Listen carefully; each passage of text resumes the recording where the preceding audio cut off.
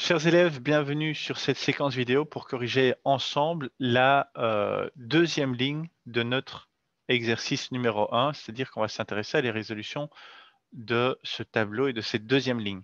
À nouveau, il s'agit d'une correction. Je m'attends donc à ce que vous ayez préalablement fait les exercices chez vous. Le correctif va vous permettre de vous rassurer et de s'assurer que vous avez bien entrepris les bonnes démarches, trouvé les bonnes valeurs. Première formule que l'on va utiliser, celle relative aux frais de fonctionnement qui nous sont inconnus, mais on sait que la formule du prix de revient nous dit qu'elle correspond à la somme du prix d'achat et des frais de fonctionnement. On a donc deux des trois données qui nous sont connues. On peut donc par déduction trouver la valeur des frais de fonctionnement en utilisant cette formule des prix de revient. Prix de revient 1250 € est égal au prix d'achat de 1000 plus les frais de fonctionnement. La différence prix de revient moins prix d'achat est égal aux frais de fonctionnement, c'est-à-dire dans notre cas 250 €. Point suivant, on va utiliser la formule de la valeur ajoutée.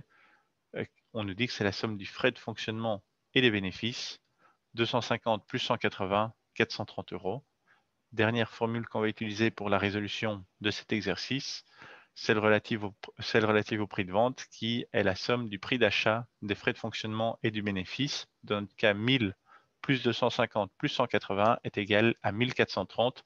Cette deuxième ligne est résolue. Je vous propose dans les vidéos suivantes qui apparaissent à votre écran de passer à la correction de l'exercice 3 ensemble.